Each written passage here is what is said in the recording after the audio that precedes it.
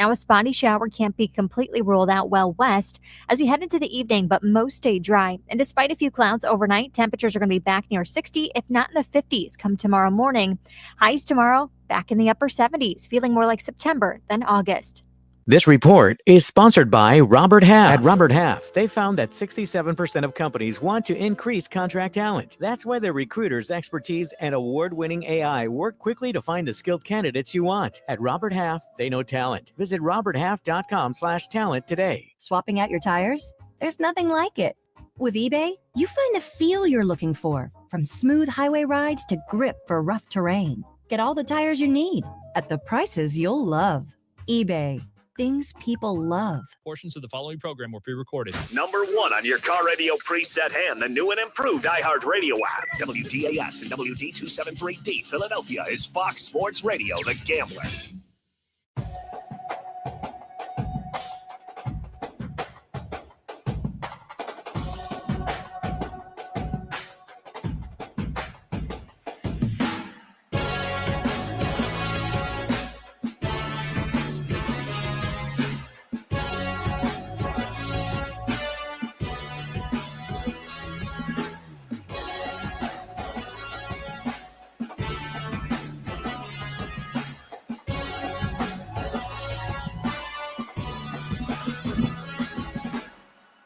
And away we go. Good afternoon, everybody. Daily Ticket with you on a Tuesday. Sean Brace and Kyle Fisher from The Jump. Once again, represent the folks over at the Philadelphia Sports Network. Great to have you, Kyle, on a Tuesday. A lot to discuss. Of course, NFL on the mind. A lot of cuts happening. Some trades that took place over the weekend as far as Howie Roseman and the Eagles are concerned. I want to get your take on all of that. College football. And, of course, the Phillies losing on the road to the New York Mets. Kyle, how are we doing today, sir? Doing pretty well, Sean. Thanks. I know we're normally Wednesday guys, but I like this Tuesday slot. It's been working for us. So, feeling good on a Tuesday. And, hey, can't wait to love to talk to you. And then can't wait to get out and enjoy some of this nice weather, too. So, amen to that. Yeah, look, we got Labor Day coming up here. And, of course, everybody's looking forward to that Friday. But it's an important series right now for the Phillies. And I think we need to be paying attention to it a little bit more if that is possible. But I know everybody was watching yesterday, and right now everybody's coming up with the talking points of like, oh, no, this is what the Mets needed. All of a sudden they're going to turn their season around. And I'm not here to say that the Mets are going to be a disaster. They're not going to make the playoffs. But come on, man, it was just one game. They play 162. Have we not done this enough? Ugly game, though. And there's some question marks that are questions that need to be raised, specifically Romano. Why is he still on this roster? Everybody told me he was getting cut at the trade deadline. He's still here. He obviously does not have it. Why do they continue to have him out there? I will ask you that question. The microphone situation with Alec Boehm up there, I always thought that was funny. Why not? That was an odd one. I mean, yeah. But of course, it starts and ends with the fact that the Phillies had an opportunity to go up to Citi Field and exercise the demons and get a victory. And with Christopher Sanchez on the mound, they did anything but that. It was just a bad game in general. Sanchez getting roughed up a little bit there, and the bats going silent, not coming through with runners in scoring position. And, oh, by the way, the Mets did. And that was the difference in the game for my money. Your take, though, on yesterday's game, and again, it was only game one. Obviously, we want to win them all. I was sitting here saying that they're going to sweep them. They're going to have a 10-game lead after they leave Queens. Was not the case. Tough one last night. It ended up getting really, really ugly. Final score 13-3. Your big takeaway on last night's game was what, though? Yeah, I mean, it for whatever reason, New York seems to be a problem for them recently. Back before in the Utley Rollins Howard era, they seem to own New York, and it seems to be a little bit of the opposite as of late. They've lost 9 of 10 up there. Now the players and the coach are going to tell you that that's not a problem and that they don't see it. But if they end up catching up somehow and making this a thing, and they want to, all of a sudden you have to play some home games up there instead of having the advantage yourself, it's a pretty serious issue if you can't win up there for whatever reason. Now that it goes hand in hand. Every team is better at home, but the Mets are especially good at home, and they're especially rough on the road this year. So, yes, the Phillies are really good at home as well, but their road numbers at least seem to be above board, whereas the Mets kind of are almost Jekyll and Hyde-ish when you look at their home and road numbers. The big thing for me was the runners in scoring position. You can take the drama away. You can take the rival cleats away. You can take the shiny microphone away. You can take why is Jordan Romano coming out of the bullpen in a close divisional race game? All of that doesn't matter if they hit with runners in scoring position. It's a very different game. They were 1 for 9 with runners in scoring position, despite being up 3-0 in the game. I think at one point it just started to get away from you, but if they keep the score closer, it probably doesn't start to happen that way. I think everybody started to let their frustrations mount. And to me, that screams of a team that, while they don't feel like there's a problem playing in New York, it's starting to get to them that they can't win in New York. And I don't know that. I bet if you ask everybody in that locker room, all 26 guys, every clubhouse attendant, every coach, they're going to be like, there's no such thing as an issue with us playing in New York. But until you prove us otherwise, I don't know how you can't see the frustration from last night and start to think that yourself. Yeah, look, and back at it this evening, but we know what the schedule is. And for my money, I would say that the Mets dug themselves too much of a hole to catch the Phillies with 5 weeks left, and now they're trailing by 6 games. But if they do get the next 2, right, and then there's a 4-game series coming up against the Phillies, anything is possible. So you need to figure out how you can find a way to win a game. And then, like I said, if you listened to this show yesterday, I didn't think there was a chance in hell that Sanchez was not going to step up for that moment. Was there anything in your mind that he could have done differently? How disappointed were you with his start last night? I would have liked to have seen a little bit more poise after that odd inning where he had the balk where his foot got stuck, and then he threw the wild pitch, and then he ends up getting out with minimal damage, comes off the field and really showed his emotions, which isn't something you see out of him a lot. Except for the end of games. He typically keeps his cool throughout. You'll see him get fired up at the end of an outing or when he's in the 7th throwing his 100th pitch. So it's assumed that it's the end of his outing. You'll see him get pretty fired up in big moments like that. But to go the other way, which is something that leaders on this team have criticized other younger members of the team for in the past, showing emotions, this guy goes and shows a lot of emotion and then has to go back out there on the field and perform again. Maybe that's an opportunity where Topper could have, hey, let's go to the bullpen a little early here. Like he's teased in the last couple of weeks. He's mentioned, as a way to save some of these guys, maybe if they're getting into a little bit of trouble, despite my trust in them, that's an opportunity to give them a little bit extra rest. And he doesn't do that. Sanchez goes back out, gets a little roughed up, and now you have a reliever coming in with some traffic on the base pass already, which is never a good situation, let alone for a guy who's been struggling like Romano has. Yeah, look, the Phillies opened up 3-0 lead, and I'm saying to myself, all right, that's exactly how I thought that this game is going to play out. And then all of a sudden, the Mets just went on their run, scoring 3 in the 4th, 1 in the 5th, 2 in the 6th, 4 in the 7th, 3 in the 8th. They were blanked in the 9th. Oh, that's right. They didn't play in the bottom of the 9th. Hey, yeah, exactly. Good grief, did that game get away from them? Yeah. And all you got to do is bury the tape. That's it. You can't talk about it. You got to move on. And Jesus Luzardo is on the mound this evening, -115. Sean Manaea on the mound for the Mets at -106. 8 is your total. Look, the Mets, we were talking a little bit about this yesterday, and it might surprise some people, but go back to mid-June, they had the best record in baseball. This is a good lineup. This is a damn good lineup. And I felt like it was kind of a little bit of a morgue at that stadium last night. I didn't really feel like, from the television screen, from my couch, I didn't feel like it had some juice. So I just thought it was going to be, a little bit easier for the Phillies to go up there and find a way to win the game. But this is an opportunity that they need to go ahead and fulfill here because, as we said, the 6-game lead for the division, you got 2 up there at Citi Field that are left, and then 4 coming back. So there are plenty of games between the 2 teams, and anything is possible if you guys are going head to head, which is one of the big reasons why I was saying possibly coming back after Monday, Tuesday, and Wednesday's game, they would have a 10-game lead in the division. Shame on me. But Christopher Sanchez is going. My goodness, let's go.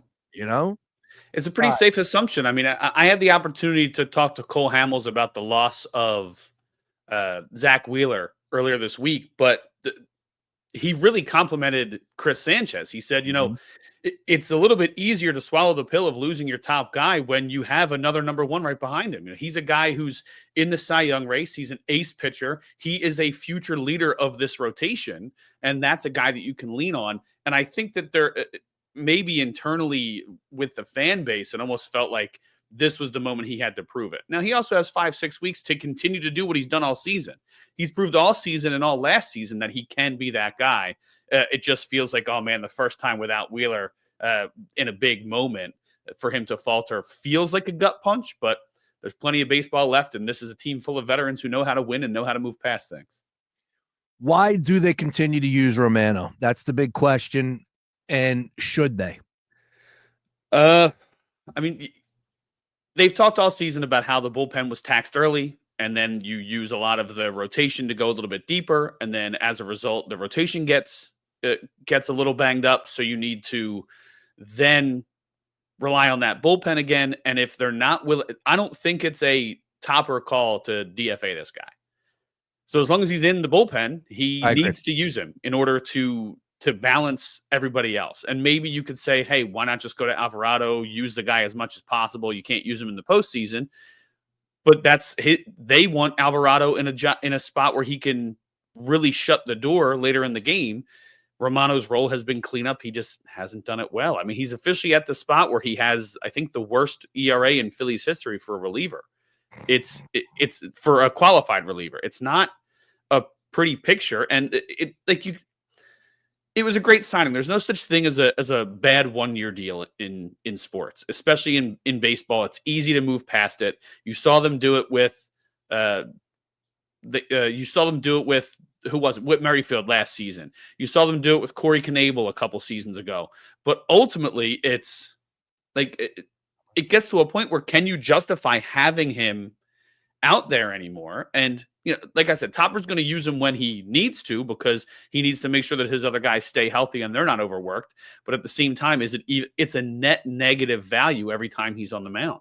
It doesn't work out, and it's been a really rough watch for a little while now. So for Topper's doing what he can, and he's a player's manager. He's going to defend him no matter what. He's going to talk about, hey, yes, he left some balls over the middle, but he also threw 97 to end the inning. So I always take Topper's words with a grain of salt because he's such a good player's manager. It's not on him to decide whether Romano's on the team or not. If he's there, he has to use him.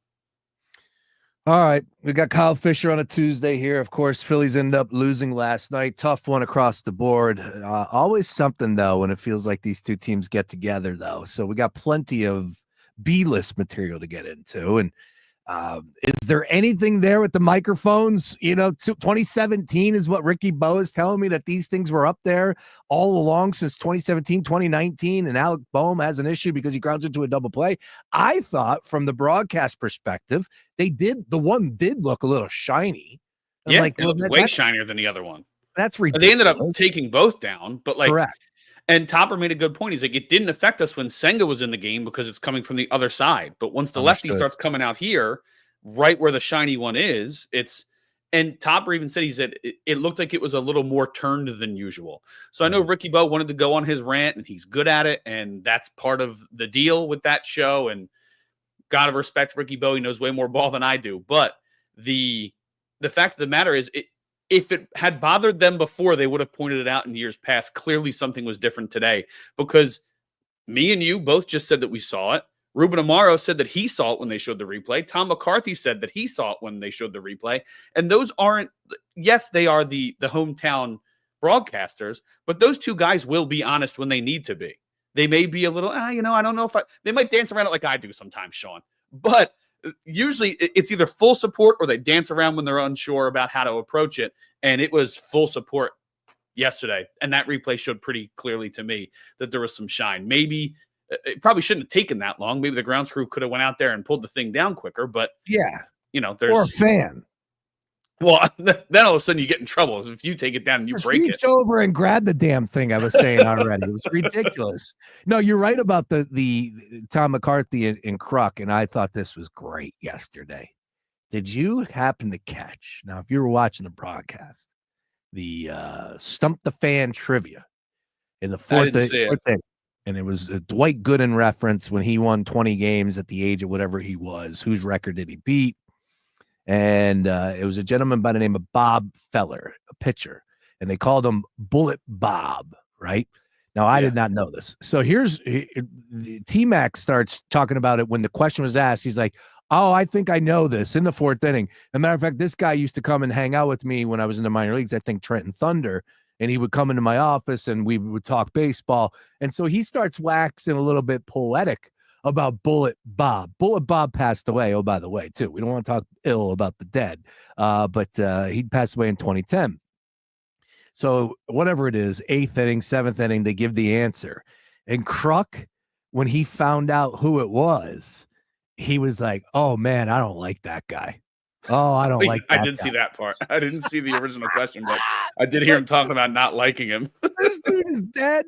And T-Mac buttered him up. Nice. Oh, yeah, he came to my office. And Kruk's like, yeah, I don't like that guy. And he told a story about how he was in minor leagues, and he asked him for an autograph because he said his dad was a fan. He said his dad used to drive from West Virginia to Cleveland to watch him pitch. And the dude, Bullet Bob Feller, said, yeah, you got $20. I'll sign an autograph for you to John Kruk. Oh, I was dying. I thought it was funny because right away, T-Mac was like, are you sure? He signed so many things over the years. He was always so generous with his time. And John's like, I couldn't stand the guy. Kruk's the best. Like in the beginning, I thought Kruk was a little over the top. I could deal without the pom-poms from time to time.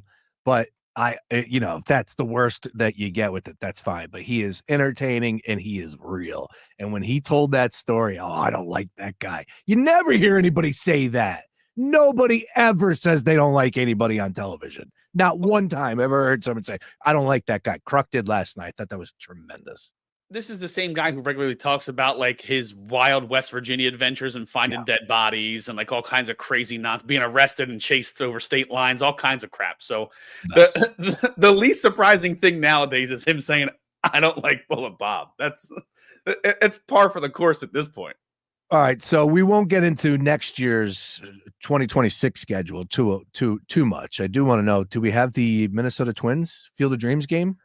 They don't have a specific date, but they're playing the Twins that weekend of the August 14th to the 16th. I already looked for flights, and they don't plan flights that far out, as what I learned. Yeah, no flights. You could get a hotel room, though. Yeah, I'm probably going to do that, book the hotel now, and then plan a little trip where you can hit a couple stadiums out there and make sure you catch that one on the way. How do I get invited, man? How do I get in that? Maybe I'll make it a big group. We can put together a little travel group for us. I want to have a catch. Milwaukee, Field of Dreams, Chicago is what I'm thinking. So now we're cooking. I like that. All right, Kyle Fisher with me here on a Tuesday. Last one from last night is I have no issues with this at all. I know that people are outraged, and it doesn't take much, especially after a loss to the Mets. But Harper and his opposing pack, I believe he's calling it, his rival. The rivals pack, yeah. That's what it is. Which, look, man, you gotta reinvent yourself. He's out there to sell merch, right? Yeah. Like Bryce Harper's got cleats, he's got spikes. It's marketing 101. And he came up with the rival pack, and he said, going into some of these stadiums, some of these away teams, I'm going to, wear some different cleats that are their colors. And, Harper's not shy in that department, from the fuzzy fanatic elbow pads to, of course, the shin guards to anything else. This dude, we knew from day one that he was way over the top in that category. So I have no issues whatsoever, but people are like, anybody but the Mets. I don't know. Well, it's a tougher pill to swallow if he, when you lose 13-3 and people felt like he made some mental mistakes along the way. That he did. If he comes out and goes bonkers at the plate the next 2 days wearing the same colors, like, okay, you're going to look back at this series later and be like, hey, remember when Harper wore the black and orange and went in there and tore New York up? It's all about immediate reaction. And I know that that's what social media is, but it's a cool idea. I support the guy. Does a lot of different stuff and kind of has turned marketing into his own thing. And instead of having one consistent shoe, he kind of releases these limited edition things. It's cool for collectors. It's cool for him. It's, he's a star in the league, and sometimes you got to do things to stay relevant. That's a pretty cool thing that he's doing. If they get swept this week, maybe you put that on the back burner for a little while. That's all I'm going to say. The arrival pack. Yeah. I'll tell you what you can do with that rival pack, Bryce. Yeah, that was a bad job. That was some little league stuff out there. Like if you're chasing them to the next base, get it out of your hand immediately because that is a no. And then all of a sudden he put Bryson Stott in a tough position to grab the ball, come down with it. It was just an ugly game. It's one. Time to move on. Let it go. On to the next one. It's it. That's all you can do. All right. We will come back to tonight's game. As I said, Lizardo on the mound. We'll talk a little bit more about some props and see if we can find some winners there for the people. Oh, by the way, a little bit later in this hour, Kyle and I are going to talk about some storylines for the NFL, as well as the trades that went down with the Eagles over the weekend. Some big news in the NFL as far as players being signed, and Micah Parsons still unhappy in Dallas. Thumbs up. Thumbs up. If I pinned you down right now, does he play in that game against the Eagles on Thursday night? I feel like if Jerry doesn't make that happen somehow, it's a massive failure. I think he's a guy who's going to stay in enough shape where maybe he doesn't play as many snaps as he normally would, but I think he can get out there on the field if they get something done. If they don't, he's been pretty staunch about not going out there. So if you're making me pick one, I'm going to say no, just because of how a lot of the things have gone in Dallas recently. But it wouldn't surprise me if, next Monday they're getting a deal done and all of a sudden he's playing 30% of the snaps by Thursday. Yeah, I don't know what he's doing behind the scenes, but he's not practicing, obviously. I'd be shocked if he's playing 9 days from now. I would be. I'd be surprising. Shocked. Yeah, it'd be right now I'm going to say he does not play, and for my money, that is an all-time fumble. But Jerry Jones is doing it his way, and he is screwing this up and then some. But we'll see what happens there. Even the Bengals figured their situation out, and we talked about it earlier in the offseason. They have had some rough situations there recently. So for them to figure it out in time and Jerry still drag his feet is a little embarrassing for the Dallas Cowboys. All right, but before we get on over to the gridiron, more from the diamond. The 3-2 on the way to Cal. Swinging a well-hit ball deep to left field. Head into the upper deck. Stay fair. Upper deck. Goodbye baseball. Number 50 for Cal Raleigh. He becomes one of only 33 members of the 50 home run club. And he reaches the upper deck like he did with home run number 48 yesterday. 49, he crushed off the out-of-town scoreboard, and the magical season just continues for Cal Raleigh. Holy smokes, what a shot. Mariners Radio Network on the call, of course. Cal Raleigh going yard yet again. What a season, what a performance, and what he's doing as a switch-hitting catcher is just unbelievable. It really is. That's the only word I have for it. It's just unbelievable for him to get up there and do exactly what he's doing. And these pitchers know that if you get it anywhere near the plate, he's got a good shot at knocking it out of the park right now.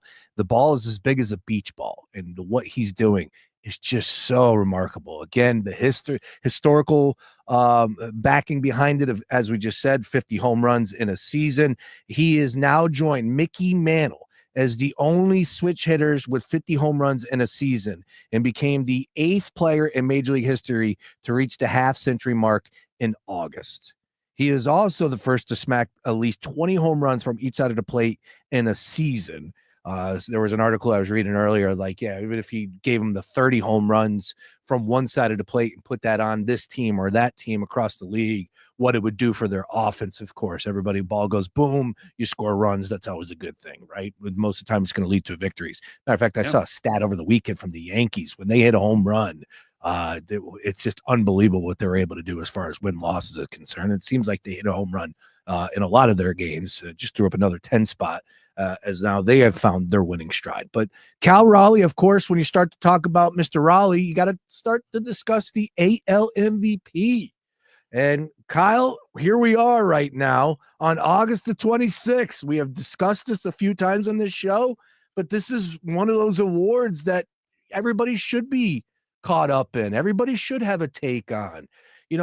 Yesterday, Luke Arcane, I was going to pull this out because he is hell-bent on Judge's numbers, and the season he's having is incredible. Yeah. But you have to put yourself in the voters' shoes.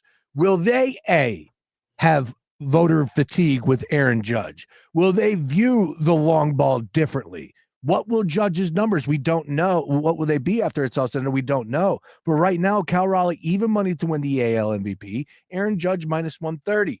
So I ask you, Kyle Fisher, on August the 26th, if you were a voter and you had to vote today, who are you checking the box next to? Man, it is really, really difficult to pick against Aaron Judge. His numbers are outstanding. Not only the power, the average, the walks, everybody's scared of him. His numbers might be even better if people pitch to him as often as they do Cal, which is becoming a mistake clearly across the league, unless you're the Phillies. We'll get to that a little later. But Phillies basically one of the only teams to keep that guy in check this season. But man, it's really tough to. I'm a big proponent of the entire game, and while Judge has really good defense out there and a great arm in the outfield, and he plays almost every day. Raleigh is the reigning platinum glove winner in the American League. He will likely win the Gold Glove again at the toughest position and possibly most important position on the field outside of pitcher in all of baseball. So for me, you take in the fact it's not like he's hitting 212 like Schwarber did before hitting 40 plus. He's hitting in 250 plus. A lot of RBIs. He's basically carrying this team, which everybody thought was going to be a little bit better. He's carrying them to a playoff position right now up in Seattle. A lot of people like that franchise. He's an easy guy to fall in love with. First ever catcher to win the home run derby. It's impressive what he's doing. I would have to lean again. I know you're going to pin me up against the wall and make me pick one. No. If I had to pick today, I would vote for Raleigh, but that's me personally. I think overall, Judge's season is probably more impressive, and it wouldn't shock me at all if the voters swing his way. But it does matter how it ends, right? If the Yankees end up on the outside of the playoffs and the Mariners end up in, that might be the difference maker for a lot of voters. If Raleigh hits 60, that might be the difference maker for a lot of voters. So it's going to depend on this last month for sure. But like you said, it's something that everybody who talks sports should be talking about. It's one of the more exciting MVP races we've had in recent memory. Yeah, we got Andrew checking in. He believes it's just Judge, simple as that. I agree. And D. Rel's checking in. Get out of here at that. Let's go, Mets. We don't want to do that. It's funny. It's like Aaron Judge is actually having a down year compared to last year, which is insane. That's ridiculous. Insane that he's hitting like 320 and it's a down season for Aaron Judge. Doesn't make any sense. I look at what. And like you said, the biggest caveat in all of this discussion is what happens over the next 5 weeks, right? Long way to go, a lot of baseball to be played. But I look at what Raleigh is doing in that home run total. That, I think, will get the award for him. And I'm making it really simplistic, but I just feel like the ball goes boom is going to catch attention, right? Everybody loves the long ball. You can hit me with the OPS. You can hit me with all those, some of the other analytics. Even batting average is something that I think people would pay attention to from the voter perspective, and Judge is dominating Cal Raleigh. But I think these voters are going to keep it really simple and say that this guy is catching, switch hitting. Oh, by the way, has never done it before. Judge, of course, we know has been here, done that. So I think that there's going to be a little bit of that fatigue mixed in. If I had to make a play right now, Cal Raleigh on the even money, that's definitely a ticket that I would prefer to have. Again, it's tough when you start to talk about these things because Raleigh 2 months ago was, plus 1,200, plus 1,600, whatever it may be. You prefer to have that ticket in your portfolio right now. But even money is even money. Plus money is plus money. Judge is still a favorite at minus 130 on DraftKings at this point in time. Long way to go. But Cal Raleigh, what he continues to do now, 3 home runs in the last 2 days. Yeah, I mean, but like you said, it could be Judge too. He's leading the AL in walks. He's leading the entirety of the majors in every slash category. So batting average, on base, slugging, OPS plus, any of the advanced metrics, he's leading either the AL or the majors in. He has despite my talk about how good Raleigh is on defense at an extremely important position, he has nearly a 7 WAR already. Raleigh hasn't quite yet touched 5. So no matter how you spin it, if you look at old school statistics, if you look at new school statistics, there might be a slight difference in home runs. It's about 10 homer difference right now. But man, everything else is coming up Aaron Judge. It's hard to vote against him. I personally, am biased towards catchers. I love catchers. It's the toughest Same. position. If you can do it a lot, to be a switch hitter, and again, to carry that team the way he has, it does stand out how much he really is the force of that offense, and they keep pitching to him despite not having all the protection in the world. I know they traded for Eugenio Suarez and Josh Naylor, but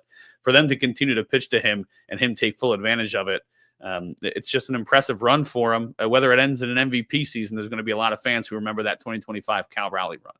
Yeah, you're right about that. I will say this much as far as the West is concerned right now. This, as much as we don't want to put it into the equation, I think team success does have something to do with these voters and their mentality when they have to press send on those votes. The Astros currently lead the West by 1.5 games right now, up on the Mariners. 71-61 are the Mariners, 72-59 are the Astros. I'll have to look at how many times these guys play over the next month or 5 weeks. Love to check in on some of those games with that division battle or right down neck and neck here. Probably the tightest, if not the tightest. No, yeah, you got the other West, Dodgers and Padres, which has been awesome to pay attention to. Right? Yeah, no, game up. Padres are a game down. Dodgers are back before the games last night. So. They've been going back and forth. They played over the weekend.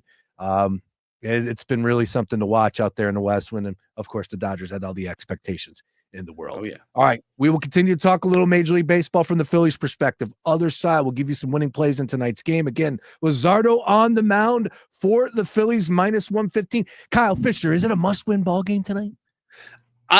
I mean, as must win as you can get before the month of September starts, I would say, yeah. I like that. Good answer, sir. Good answer. I'll give you a roaring round of applause on that one. Nice work. You're like the Matrix. All right, other side, though. I have an article in front of me about big-time storylines in the NFL. We'll go through them and see if any of them catch Kyle Fisher's attention. And of course, we're going to talk about some Birds moves that took place over the weekend. Howie Roseman staying aggressive. Is he done? I don't know. Season kicks off in 9 days. I think you could still add a couple more pieces if the timing is right for some of these players. We'll break it all down. Kyle Fisher hanging with me. Don't go anywhere. More after this. From Tuscaloosa to the Big House, Saturdays start here. Howard flips it. Smith's got it, and the freshman just launches in as the Buckeyes score. Your home for all things college football coverage. It's The Gambler. Our iHeartRadio Music Festival, presented by Capital One, is back in Vegas. T-Mobile Arena. Streaming live only on Hulu. A weekend full of superstar performances. And keep listening for the next chance to win your way there. Get your laundry Vegas ready with Arm & Hammer Power Sheets. Just toss in a detergent sheet. No trips, no plastic jugs, no mess. Arm & Hammer is a proud sponsor of the iHeartRadio Music Festival. Clean up before you turn up. Shop Arm & Hammer Power Sheets now. Fox Sports Radio, The Gambler. Now, total traffic for Philadelphia. Virginia, the Schuylkill westbound University Divine and Boulevard to Belmont, eastbound Stop-and-Go Montgomery Drive to South. Divine Expressway busy both ways, Schuylkill to Broad, 95 northbound back to Betsy Ross to Bridge, and southbound heavy Cotman to Betsy Ross. Our total traffic. This report is sponsored by Thrivent. At Thrivent, planning your finances is bigger than money. It's a way to support the people, causes, and community you love. Because the most important thing isn't what you're planning for, it's who. Thrivent, where money means more. Connect with us at Thrivent.com. I have heart failure, and being out of breath all the time was just too much. I also have other symptoms like carpal tunnel syndrome and lower back pain, and I thought something's really off.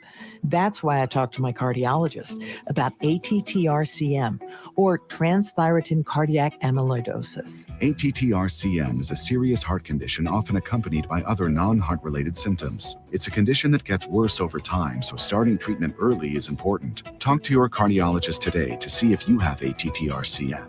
Vindamax, tafamidis, is a prescription pill taken once a day to treat adults with ATTR-CM to reduce death and hospitalization for heart problems. Tell your doctor about all your medications, medical conditions, and if you have liver problems or breastfeeding, pregnant, or plan to be. There are no known side effects with Vindamax. For prescribing information, call 1-877-278-9632. Learn more at Vindamax.com. Ask your doctor about ATTRCM. Sponsored by Pfizer. CEOs you should know, brought to you by Comcast Business. David Goodstadt, founder and CEO of Ballers. Ballers is really born from my love of sport and our passion to bring people together around the shared love of sport. Ballers is a social sports venue. There's a club component to it, but anyone from the public can come and experience what we have to offer. We'll have pickleball courts, padel. There's a turf playing field, which will be primarily used for soccer, but can be used for any type of event on a field. We've got 2 squash courts. We'll have golf simulators as well as a short game practice area. And then we have an extensive gym, locker room, and recovery areas that will include things like infrared saunas, cold plunges. And then on the hospitality side, we've actually got 2 bars and a full restaurant. We're located in Fishtown in a building called The Battery. It's actually the historic power plant of Philadelphia, and it's truly iconic. What we believe we're creating is an ecosystem where whether you're a player, an observer, so you could be a parent watching a kid or a spouse supporting your partner, everyone is welcome and everyone can come together and find something they can connect with. And there is a multitude of sports that we offer. So it is a really amazing way to get people together. And obviously the side benefit, if you're actually playing the sport, it's healthy as well. We have a very active Instagram page, which is Ballers Social Sports, which is our handle. And then we've got a website, which is ballers-us.com. Comcast Business, powering possibilities. Live radio, trusted DJs, breaking news, live play-by-play, endless music, and podcasts just for you. It's the free iHeartRadio app. Radio your way. Join the millions who already have it. Download the free iHeartRadio app, the #1 app for radio. Hey, listen to this. All it needed was a new starter. Got a great deal on eBay. Did it myself. Yeah, that's cool. But how about the soft purr of an upgraded exhaust when it fits just right? For me, it's the little things, like these new windshield wipers from eBay I installed. From small fixes to big upgrades, eBay has all the parts you need at prices you'll love. Guaranteed to fit every time. eBay. Things people love. Eligible items only. Exclusions apply. You took the elevator to the 48th floor and handed him the briefing. Your fingertips touched, sending a shockwave of desire through the air. The room pulsed with a silent craving as he drew you in with his smoldering gaze before uttering the words your body ached to hear. The next train on track 2 is delayed. And all the while, you were on your commute home. There's more to imagine when you listen. Discover romance titles on Audible. Hey, man, you all right? Need me to call 911? No, call Top Dog Law. Get top dollar for your accident at topdoglaw.com. Once again, that's topdoglaw.com. Once again, hanging with you here on a Tuesday, Kyle Fisher and Sean Brace. Daily Tickets. If you miss anything, get all of our podcasts at foxphlgambler.com. Find our stream on the iHeartRadio app. Of course, socials at foxphl gambler. Kyle, college football. Did that catch your attention over the weekend? You a college football guy? Not the biggest college football guy. I'm not going to lie to you. It's just I only have so much room in the brain, and understood the turnover and guys I may never hear of in a couple of years again. I pay attention a lot close to draft time, and that's about where I limit it to. Now, does Texas and Ohio State, does that get the juices going at all? I mean, it's a big time deal. Arch is unbelievable. Did you see the quote he had? I didn't see the quote he had, although I am excited about that matchup. Any big matchup, I'll tune in, especially like when I'm on the road with the crew for CBS. We're typically really, really zoned in after our production meetings, watching any Saturday night matchups. So, I didn't see what he said. What did he say? Let me react in real time. And obviously, Kyle Fisher's with CBS Sports on the road. He will be on the sideline helping out the great Tracy Wolfson. Did I get that name right this time? Yes, sir. I did. Who did I say last got time? Tracy. I don't remember. We were laughing about it. Anchor. Yeah, it was an NBC 10. It was a local anchor. Yes, the great Tracy Wolfson, who tweeted a picture out. She was at the U.S. Open with her son, who is about 10 feet tall compared to her. I would assume Tracy's a little short. And she also posted a picture with Lisa Leslie. It's hilarious seeing those two next to each other. That's funny. Yeah. And you are opening up the season on the road in Green Bay, where they are hosting sir. the Detroit Lions. What a Oh, matchup. yeah. Should be fun. All right. So Arch said the following quote. He was asked about, Texas having the target on their back.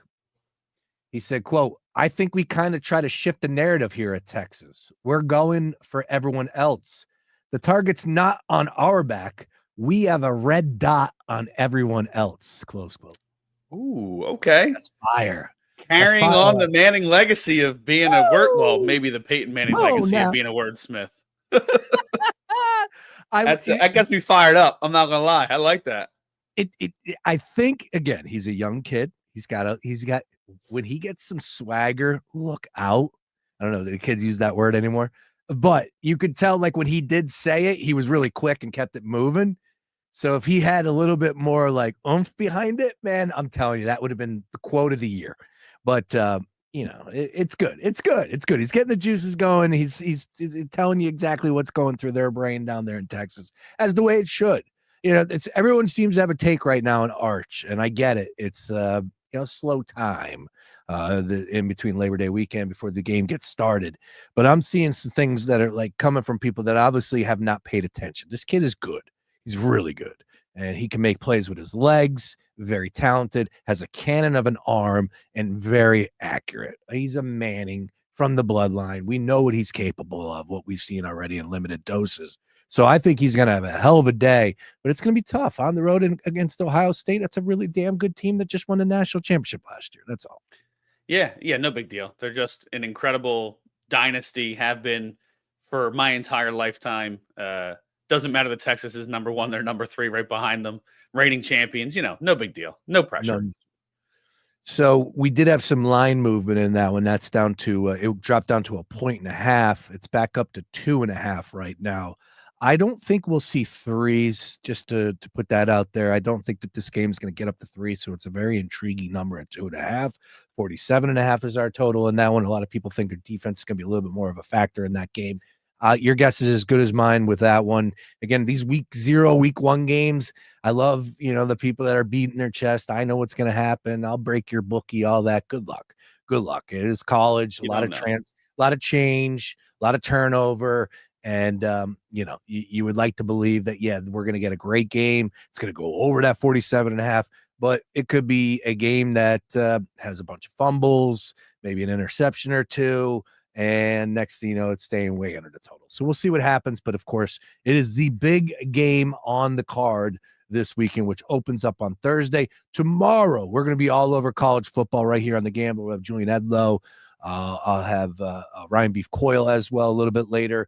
And Sam Ostry is going to join us in studio. Colby Marcio is going to be making an appearance as well. We'll be talking a lot of college football week 1 on tomorrow's Daily Ticket. However, though, I would like to get on over to the NFL and chop that up with Kyle here. And the first thing that I did want to bring up was the fact that the Cincinnati Bengals said, you know what?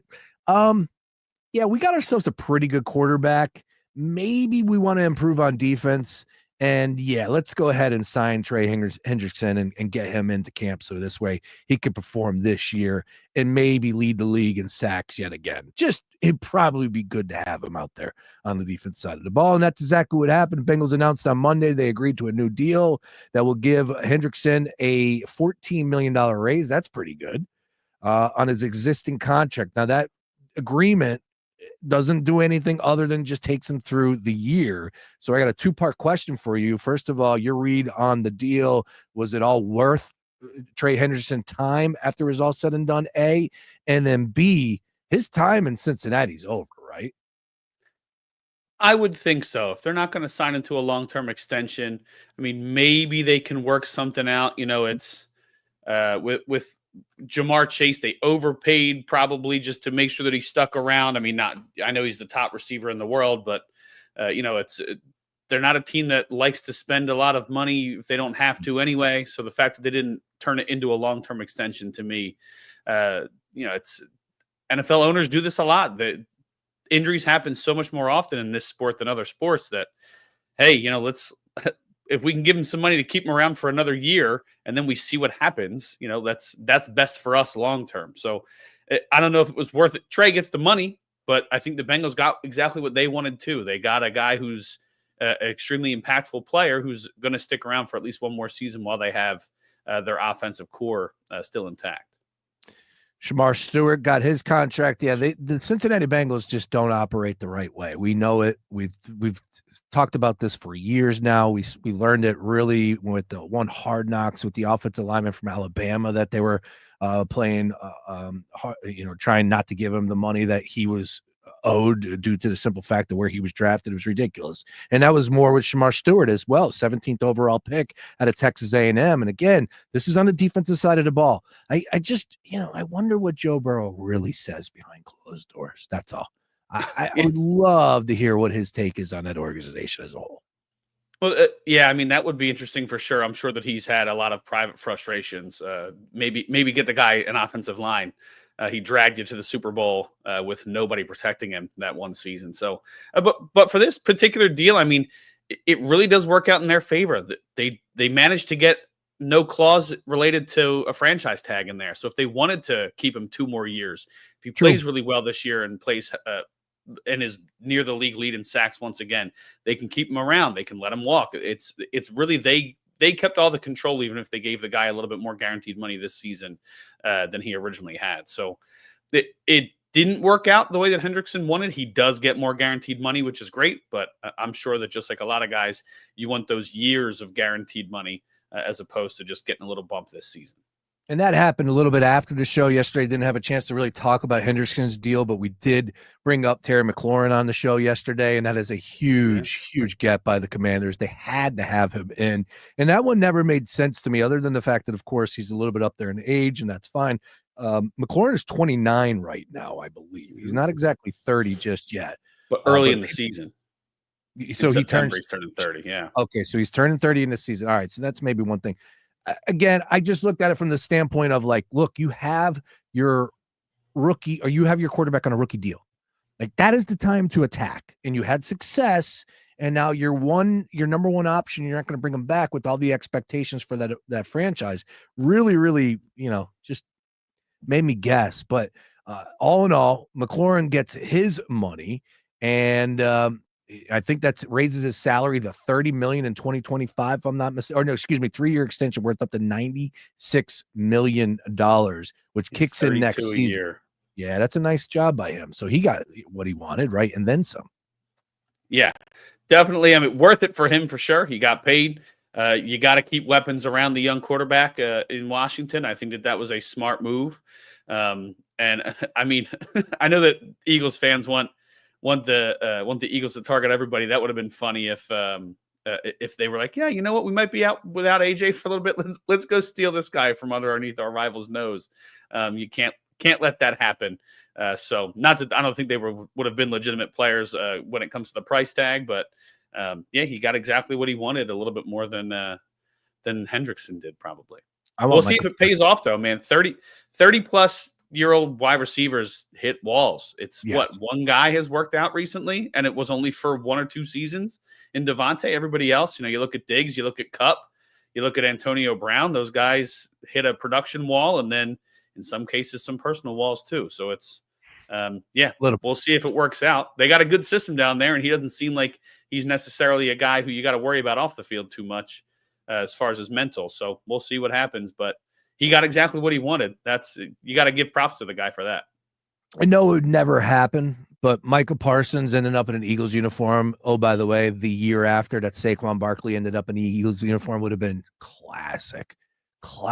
And there is something there with Micah and the Eagles and, of course, Penn State, that whole connection. But again, that deal, it's ridiculous what has taken place in Dallas. And we don't need to go down that road because it's being covered by everybody. We already hit. We don't think he'll be suiting up in 9 days, taking on the Eagles in game 1. There's 16 other games after it, so it's not the end of the world. But, I will say this much. A couple weeks ago, I was floating around. We were talking about the teams that could potentially end up with the worst record after it's all said and done this season. And I'm telling you right now, Dallas feels like it could be a complete disaster. And they could end up with the worst record. And look at the numbers. That's another reason why I'm bringing it up, because the payout is just through the roof. So to take a stab on the team with the worst record, that means 3, 4, 5 wins. I think 5 wins is too many. 4 wins. I'm telling you, Dallas has that vibe for me right now. That would be very surprising to me if they were that bad. There's some bad teams in the NFL. I don't know if I would put them as the worst team.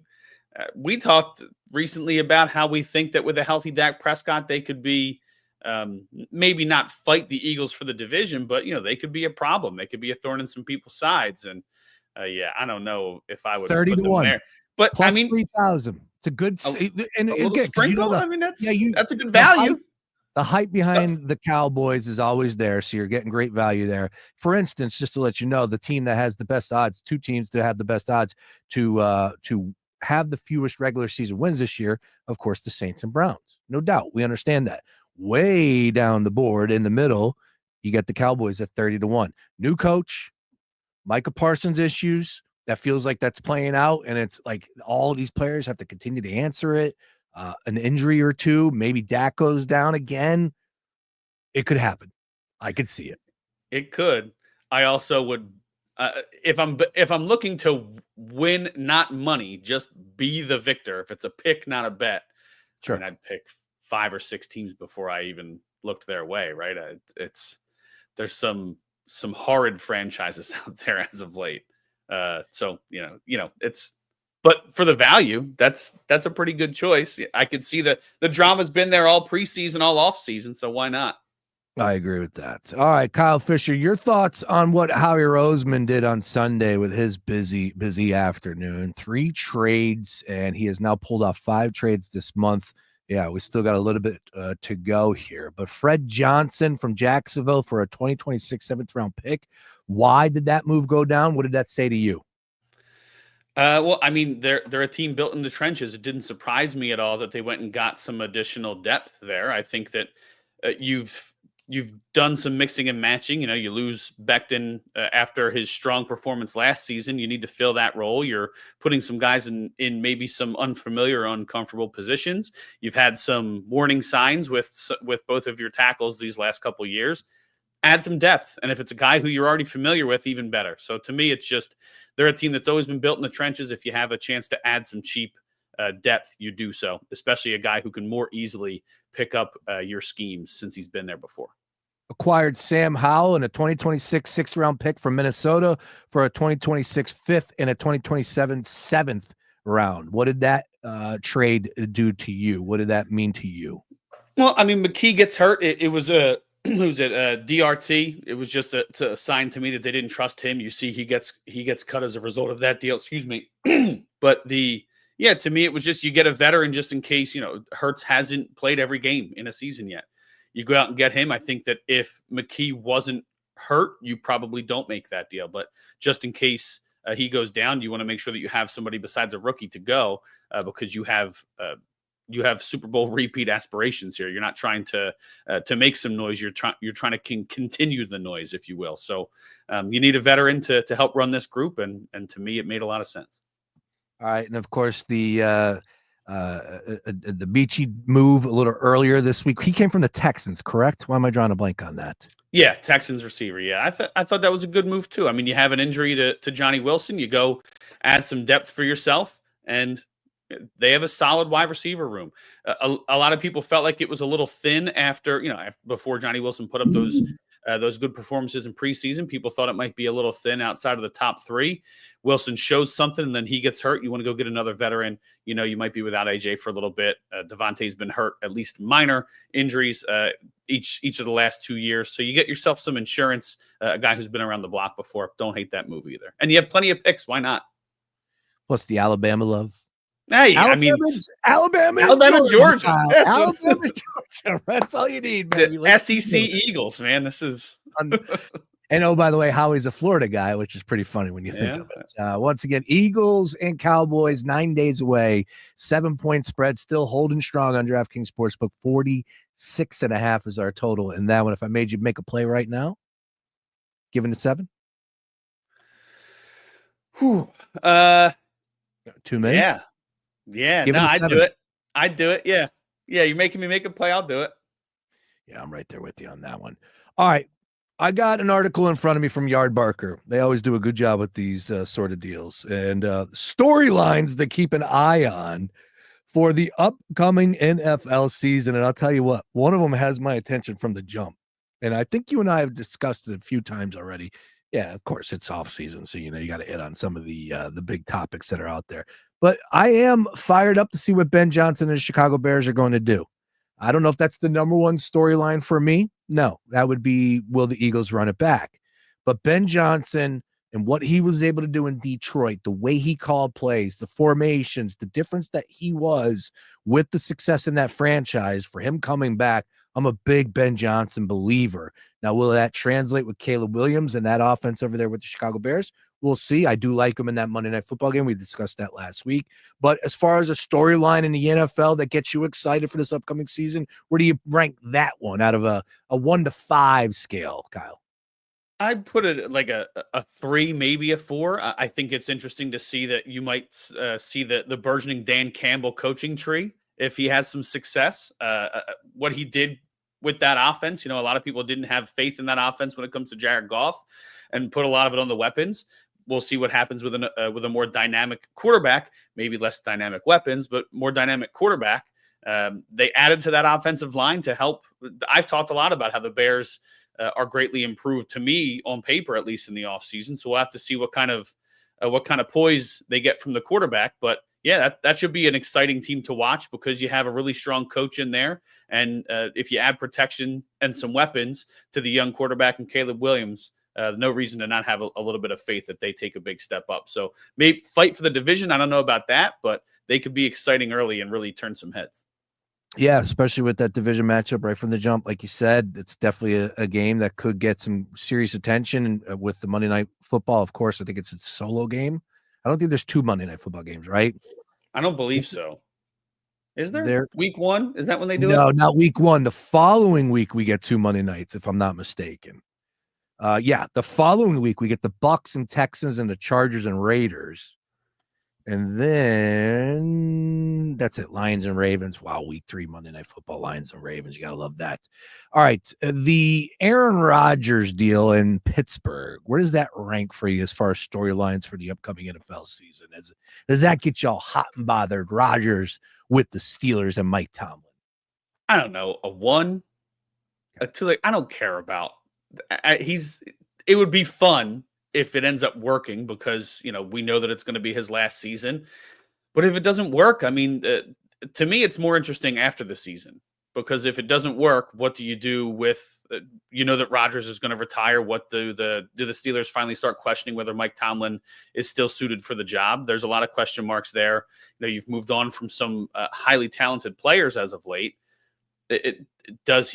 Do they need to make a change there would be the bigger thing for me. But if Tomlin can take a 42-year-old Aaron Rodgers who has not worked out as the last couple steps and make this team look really strong again, then, it's a very different situation. The Rodgers part of it, I don't really care too much. I know that he's better than guys like Russell Wilson and some of the other veterans who have changed teams lately, but to me, he's just another retread guy until he shows me different.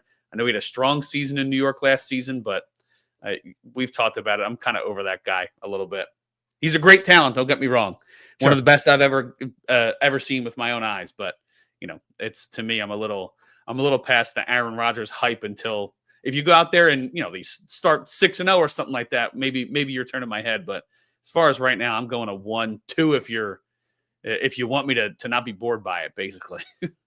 All right, final question as far as storylines that are getting you excited for the upcoming NFL season. 9 days away.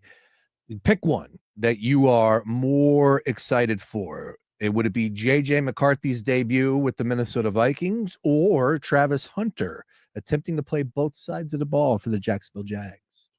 I think the Travis Hunter one is the more intriguing one as a fan of neither team.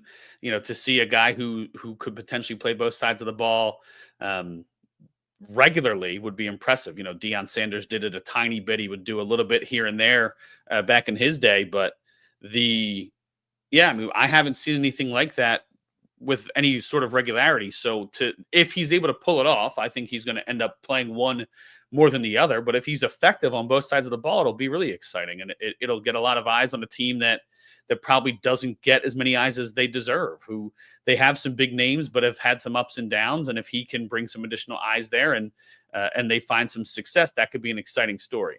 The more interesting story for the Eagles is if JJ McCarthy can be successful, because they're competing directly with the Vikings for the lead in the NFC. So I think intrigue, I would pick Hunter, and I'd put it at a 4. That's really high for me. He's very interesting. I think if you take it from an Eagles fan perspective, I'm going 5 on, is JJ McCarthy going to carry what Sam Darnold was able to do and maybe then some in Minnesota? Yeah, JJ McCarthy is definitely an intriguing, situation out there with Minnesota, because a lot of people are making the case that, look, you get anybody with O'Connell and they're going to be, have a great season. Of course, that offense produces, and I get it. But McCarthy never really struck me as that great of a college quarterback. I wasn't buying when Harbaugh was saying he was the best quarterback in that draft. I mean, that was his guy. That's fine. Yeah. But it is really going to put the O'Connell stuff to the test. And I don't know if we'll get our answer in year one. That wouldn't be fair, but we'll know if JJ McCarthy could play the position or not, at the professional level this year after it's all said and done. I think he'll have some success, but I don't like the Minnesota Vikings in that division. That's for sure. Yeah. Sorry. I just saw one of the comments in the comments section. Sorry to disrupt NFL talk. Joe Ross just got released. Not Jordan Romano. Joe Ross just got released by the Phillies. Crazy. I'm gonna give you a second to look it up, and I'll talk about that Vikings take. Yeah, sure. I think one of the things that we've talked about with rookie quarterbacks in the past is they get thrown into the fire. And I know it was mostly because of injury, but McCarthy has had the benefit of learning from this coaching staff and learning from a veteran quarterback from the sideline. I am more excited, might not be the right word, but I think there's more promise in him this season than if he came in last season as a rookie and had to prove things with a veteran-laden squad around him. For me, I like giving rookie quarterbacks a chance to adjust and learn behind somebody else. That's a big deal for me. I think too many rookie quarterbacks have not worked out because they were thrown into the fire in a situation that was not beneficial. Most rookie quarterbacks who are forced to start are playing for bad teams. The reason they were bad is because they couldn't protect the quarterback, and it's just an endless vicious cycle of people taking quarterbacks when they're not ready for one. So I think that you're throwing him into a good situation with a really good quarterback coach, and he had a year to learn under a veteran. I'm a little more excited about him this year than I would have been if he were the starter this past season. Yeah, thank you very much, Jose, for adding to the show. I was going to break out the Travis Hunter, Taylor Swift angle to close up this segment. Travis Hunter, Travis Kelce. Did I say Travis Hunter? Yes, you did. Whoops. Breaking news. Taylor Swift and Travis Hunter are getting engaged. That would be crazy. That would be breaking news. Whoops. No, Travis Kelce. She's a billionaire. Yeah, put a ring on it, dude. Put a ring on it. Now, does he have to sign a prenup? Pretty easy decision. Does he have to sign a prenup? I mean, one of them should be, both of them should be, maybe. I don't know. Like, why not protect yourself? I'm sure they're going to respect each other and be like, look, what's yours is yours. What's mine is mine. We know who we are. We know how these things can go. Let's each protect our own, and we'll keep our stuff separate. They don't need each other's money in any way, shape, or form, right? So why not? Both of them sign one. Billion is a billionaire, though. That's a B. Yeah, Travis Kelce is not a billionaire. That's I guess right. he is He's a media darling, though. He's getting there. Yeah. I mean, yeah, the money that they're making from that podcast alone. All right, over to the Phillies, having some fun here with Kyle Fisher. Yeah, Matt Gelb from The Athletic tweets out the Phillies have released Joe Ross, who signed for $4 million, had a 5.12 ERA in 51 innings this season. I know Joe Ross hasn't been good. Of course, the numbers will tell you exactly there, but are we being trolled right now? Like, if there's one guy that needs to be released, it's Romano. That's it. Yeah, I don't understand this at all. I know that he has more experience closing, but Ross is a guy who could have gone multiple innings for you, could have been a spot starter if you wanted to give some guys rest in a six-man situation. I mean, I haven't seen the corresponding move yet, so I don't know like if they're calling up Seth Johnson or who else is going to be called up. I haven't been able to find that on Twitter yet, but yeah, I don't look, it's not a good situation when one move doesn't surprise you and it still feels like the wrong move, right? I mean, he signed a $4 million contract, has a 5.12 ERA in 51 innings. Romano signed a $8.5 million contract and has almost an 8.5 ERA, is worth almost -2 WAR in 42 and 2/3 innings and you have him doing mop-up duty, I'd almost rather have Joe Ross, who's more versatile. And yeah, I mean, not great numbers, but his numbers are better. Who knows? I don't know what you can say about either one. I would imagine that both guys will be cut before the end of August, because then if you get guys up in the bullpen before September hits, they are eligible for the postseason. If you wait until September 1st call up, they are not. So you will I would not have been surprised if Romano was cut. It's a little more surprising that Ross is. Maybe Romano sticks around now, which is crazy to me. But I'm not the one making those decisions. We'll have to see. I wouldn't be surprised if Ross gets picked up by somebody and thrown in the back of a bullpen. So we'll see. Lou Trevino. Okay. That's a guy who I was talking to some friends yesterday. Maybe that he's been thrown well down in AAA. Maybe he's the guy. So Jose, thanks for the, Jose coming in for the update there. Yeah, man. Huge. Jose's a Phillies insider here today. Yeah. What is going on? I'm supposed to be getting these alerts. What happened to me?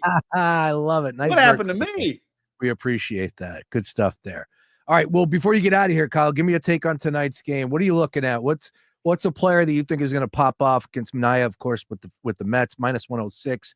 Luzardo on the bump for the Phillies, -115. 8 your total. Of course, Luzardo last time out had 12 strikeouts because he went back-to-back with Sanchez, 12 strikeouts. So I don't know if we're going to get that type of caliber of performance from Luzardo, but it'd be nice.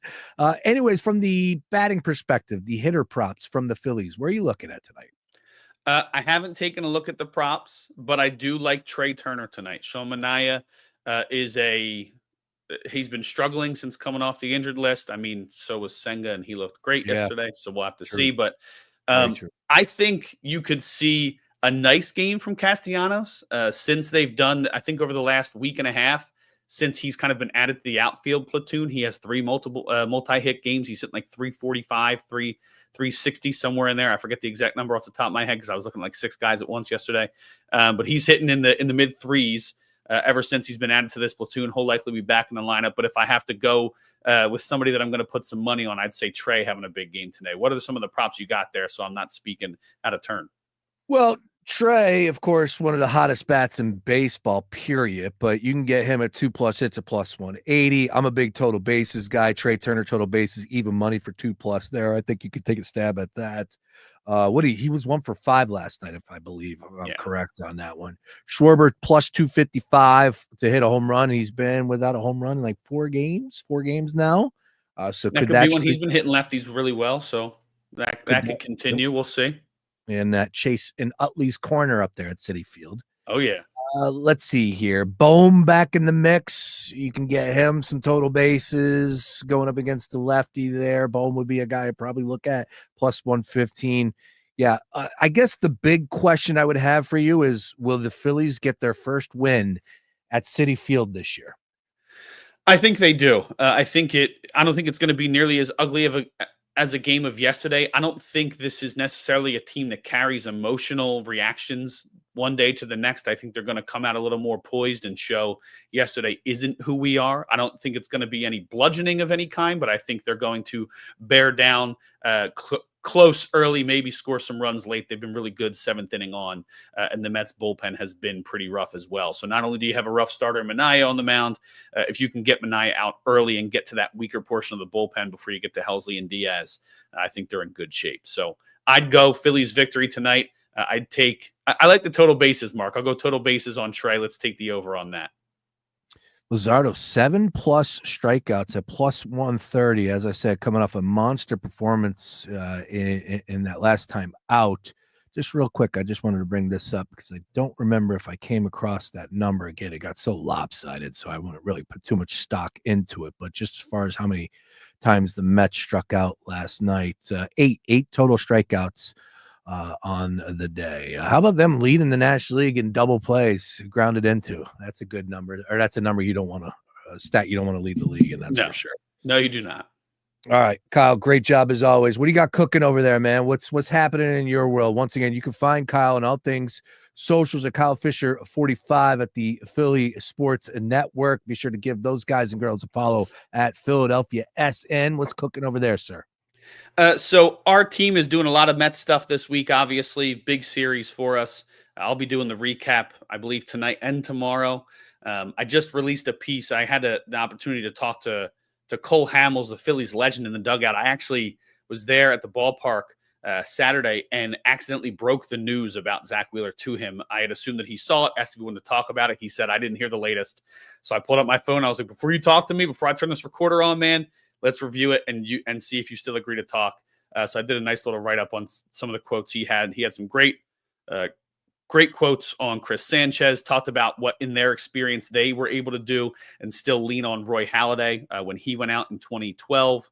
It didn't turn into a World Series that season, but they were still able to lean on a lot of his expertise, even with him not being out there on the mound to contribute. So a lot of great info from him.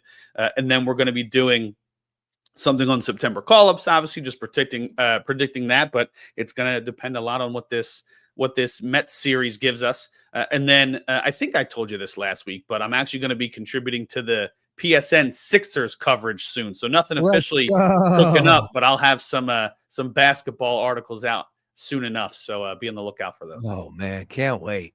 Bring on the Sixers. Your coverage, I'll tune in for that. But I appreciate it. Come on. I'm a little, everybody's a little shaking their head right now. So of course it's a perfect time for me to get in, right? When everybody's frustrated. It's all engagement farming, Sean. That's what it is. I'm getting in when everybody's mad at everything. Yeah, speaking of engagement farming, just fire a tweet out about Taylor Swift and Travis Kelce. I already said I sent a GIF of DeAndre Swift and Jason Kelce and said this is the only Swift Kelce couple we acknowledge in Philly. There you go. Nice work. And someone already said you're acknowledging it by tweeting this.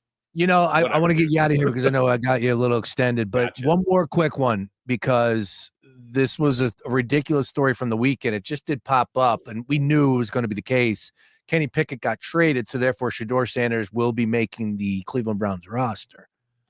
What did you make of that whole saga about him going in that second half and that final preseason game against the Rams, not playing in the 2-minute warning? You got RG3, who's a bonehead, saying that, they're trying to sabotage. I just didn't understand, what would the Cleveland Browns get by sabotaging a guy that they picked? Wouldn't they want to see Shedeur Sanders be successful? And I understand, well, you want to see him out there in that 2-minute warning. No, maybe not. Maybe I don't need to see Shedeur Sanders in that 2-minute drive in a preseason game, which, oh, by the way, he got sacked already 5 times and looked pretty bad. And you know what? I don't want to get the kid hurt. I don't know. That's the big thing for me. It's preseason. He didn't get cut. They didn't rip him off the field. A coach didn't yell at him. It wasn't a benching and a big drama-filled situation on the sideline. He didn't play in the preseason.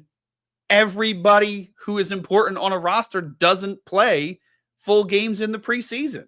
It was a big nothing. People get upset about the Browns all the time. Shadeur's an easy talking point to get, like you said, engagement farming, to get people to pay attention to you. It's easy. It's an easy thing to get clicks on. RG3 was a little over animated about it. Guess what? They picked him. They picked Shedeur. He's on the roster. Everybody assumed he was going to be on the roster, and they're protecting him, which to me means that they have big things planned for him potentially. They view him as potentially the backup. We're going to have to see how the depth chart plays out, but you protect your investments, and that's exactly what they did. Nothing more, nothing less. Yeah, the 4:00 deadline just happened, and that is official. It is the NFL cut day, and all teams needed to trim down their rosters from 90 to 53 players. Now, that took over time, but still, man, that's not an easy deal. No. Talking about guys who were the best of the best at every single level that they played football at. And now all of a sudden you got to find, okay, this guy, none of these guys were ever told you're not on the team until right now. It's crazy when you think about it in that perspective. Crazy. Yeah, man. It's not an easy business to be in. Not an easy business to be in, pro athlete. Kyle, you're the best. Thank you very much for giving us an extended period here, man. Always a pleasure to get you on the Daily Ticket. We'll catch up after the holiday. Enjoy it, my friend. Go Phils, and we'll continue to read your Philly Sports Network, following you on all things socials. Always a pleasure. Thank you, sir. Talk next week. There he is, Kyle Fisher on the Gambler stream. I'm late for a break. Yeah, other side I want to bring up some college football, get into some of the talking points that I've been paying attention to, specifically in the LSU and Clemson game. That is a game that everybody would be watching Saturday night. Of course, Belichick on Monday night is very intriguing as well with TCU. I don't have a good vibe about UNC. I really don't. Easy schedule, but not in that game. I think that's a tough loss or a tough game to open up with from Belichick. And a lot of turnover, a lot of change going up against a decent TCU team with a pretty good quarterback. We'll talk a little bit more about that one. But as I said, it is the NFL cut day. Some significant names have already been released. We'll go over some of the big names around the league and maybe the Eagles. Maybe Howie Roseman comes calling for a few of these players. We'll talk about all that and more on the other side. It's Daily Take after this. If you're 55 or older and into that whole saving money thing, T-Mobile has an exclusive phone and internet bundle just for you. Right now, get 2 unlimited phone lines plus 5G home internet for just $30 each per month with autopay, plus taxes and fees. And with 5G home internet, setup is easy with just one cord and no technician needed, which is great if you're also into that whole keeping it simple thing. Switch now and experience the best mobile network in the U.S. Visit your local store to start saving. T-Mobile, it's better over here. Based on analysis by Ookla of speed test intelligence data Q4 2024 to Q1 2025, Ookla trademarks used under license. Unlimited on our network. Customers on voice plan may notice speeds lower than other customers and further reduction if using more than 50 gigs a month due to data prioritization. Video streams and SD on this plan. Home internet pricing after $20 a monthly bill credit plus $5 per line without autopay. Debit or bank account required. See 5G device coverage and access details at T-Mobile.com. Let's go! You're still glowing, flirting, grooving. You still got it. But your immune system weakens as you age, making it harder to fight flu, pneumococcal pneumonia, RSV, and COVID-19. Vaccines are a key part of any health routine and help strengthen your immune response. Ask your doctor or pharmacist which vaccines you need. Schedule in minutes at VaxAssist.com. Sponsored by Pfizer. With Taco Bell's $5, $7, and $9 Lux Cravings boxes, you can fill up on faves for $5, indulge even more for $7, or try something totally new for $9. Get yours at participating stores. Price and participation may vary. Limited time. Drinks exclude freezes. Tax extra. This is Doug Gottlieb. Here's what's trending from the iHeart Sports Network. Presented by Mercedes-Benz. Chiefs tight end Travis Kelce and pop star Taylor Swift made a big announcement on Instagram today. They're engaged. The Eagles cut rookie quarterback Kyle McCord today as they get set with their 53-man roster. He's a practice squad candidate, though, if he clears waivers. And over to baseball, and after getting pummeled in their series opener, the Phillies will face the Mets again tonight in New York. Jesus Luzardo starts on the mound tonight for Philly. I'm Scott Davidson. Looking for an exceptional driving experience? Find it behind the wheel of a Mercedes-Benz SUV. Experience the power, precision, and intelligence of an iconic Mercedes-Benz SUV at your local Mercedes-Benz dealer today. We all remember that one teacher who made a difference. Now's your chance to say thank you in a big way. iHeartRadio's Thank a Teacher, powered by Donors Choose. Nominate an outstanding teacher in your life to be among the winners of $5,000 to stock their classroom at iHeartRadio.com/teachers. You can't be stopped with Unstoppable's laundry scent boosters because they give your clothes 24-hour nonstop freshness. So even on your longest nonstop days, you'll be confident in smelling fresh all day long. Try now for as low as $5 and smell unstoppable. It's the Daily Ticket with Sean Brace, 3 to 6 p.m. Monday to Friday. Oh, football is back, and it's back in a big way. How about college football this past weekend? Saturday gave us some chaos we live for. Iowa State and Kansas State stumbling all over themselves, but still giving us a nail-biter to the finish. Hawaii and Stanford, although it wasn't too late. It felt like Pac-12 after dark. A kicker who literally learned how to kick via YouTube. Yeah, he hit the game winner. Unbelievable. But folks, now it's time to belly up to a bar this weekend. We got the big boys taking stage. Ohio State and Texas at noon on Saturday. LSU and Clemson later that evening. Miami and Notre Dame in prime time. And then on Monday, Bill Belichick's college coaching debut at UNC. Folks, if you're not a college football fan, what else do you need?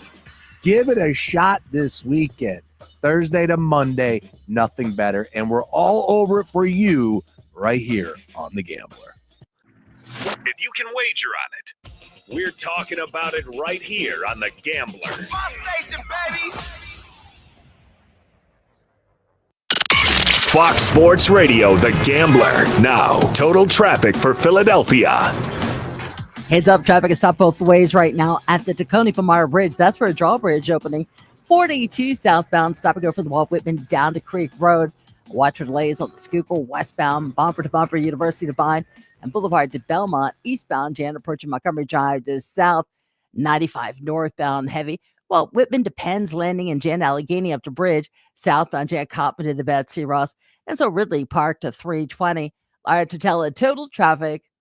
This report is sponsored by Rapid Radios. Rapid Radios are instant push-to-talk walkie-talkies offering national LTE coverage and no subscription ever. A great alternative to a mobile phone for your kids. For a limited time, go to rapidradios.com and you'll get 60% off. Free UPS shipping. Add code radio and get an extra 5% off. Hey, it's Sean Brace. Make the most of your summer without stressing your budget. Use the Zip app. With Zip, you can make more happen this summer, from front row to baseball game to last-minute grocery runs for that barbecue. Zip lets you comfortably pay over time with a flexible payment schedule. You can use Zip online and in-store almost anywhere Visa is accepted. Learn more at zip.co. Loans through Zip pay anywhere, and Zip web checkout, including any powered by Zip loans, are originated by WebBank. Introducing the new Dell AI PC, powered by the Intel Core Ultra processor. It helps do your busy work for you, so you can fast forward through editing images, designing presentations, generating code, debugging code, summarizing meeting notes, finding files, managing a schedule, and responding to Jim's long emails. Leaving all the time in the world for the things you actually want to do. No offense, Jim. Get a new Dell AI PC at dell.com/AI-PC. How those ahead stay ahead. Well, these polymers aren't as flexible as batch K3. Researcher Laurie is stretched thin. Did you get the vulcanization analytics from V66? Wait, are these rubber scores from last week? She needs to hire new lab technicians so she can bounce back into her old self. I need Indeed. Indeed you do. Our matching platform lets you spend less time searching and more time connecting with candidates. Redeem your $75 credit at Indeed.com/credit. Terms and conditions apply. Football is back. And the season lives on iHeartRadio. Whether it's fantasy advice Or venting with your favorite host over that blown call. iHeartRadio brings you all of it. From the official NFL Podcast Network. Welcome to NFL Daily. To local stations that bring you the games live. Touchdown! This is 24/7 coverage of everything you love about football.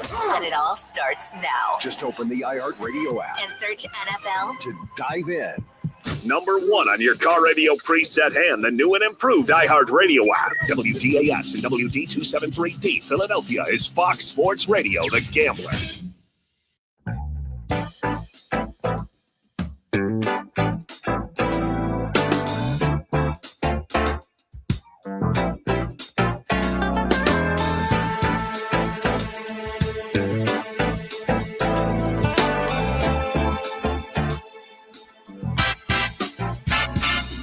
Hey now, Daily Ticket with you here. We got breaking news all over the place.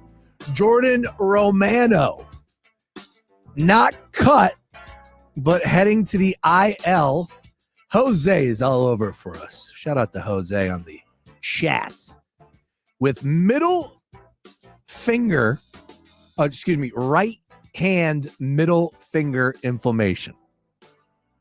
Yeah, I have that too from time to time as well when I'm struggling. He's been brutal. It's, look, he had his moments where it's like this year, you were like, okay, yeah, I could see it. Like, okay, you think he's going to be all right, but no, you just can't use him anymore. You can't. He's just a disaster out of the pen, and he's not fooling any hitters with the off-speed stuff. He walks a bunch of guys, right, if I'm not mistaken on that. Because he's trying to make something happen that's not there. And when he has to put it over the plate, nobody's not, all these batters are squaring it up. So I look at what Romano is and what he's been all season. It's just like, man, you guys are just delaying it right now by keeping him on the roster. But this is the right thing to do. Just get him away. See ya. And, see if you can bring in somebody else or make some other moves here as they have today with Lou Trevino from AAA. I believe he came up.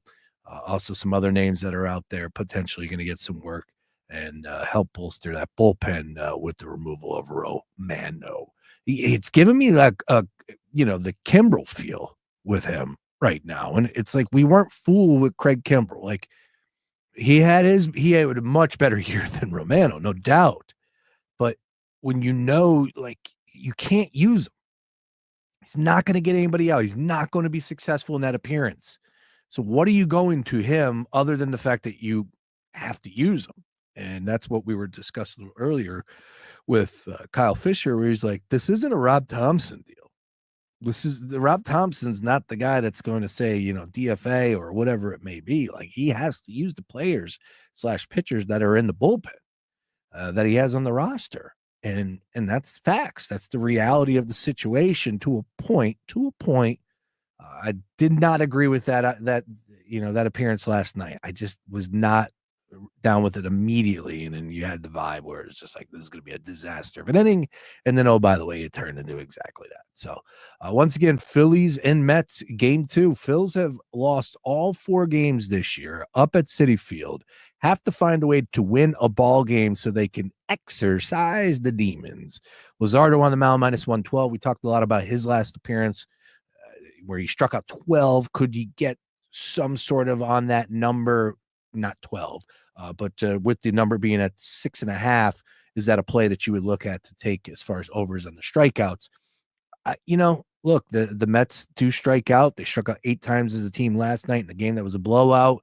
They'd have some really good hitters, and that's the one thing that I was worried about. Look, this is a team that if it could go wrong, it was going wrong for them. But with that lineup, if you're not making your pitches, they can make you pay. It's not like they were being shut out in a lot of those games. They were still scoring 5-6 runs, but they just had no pitching.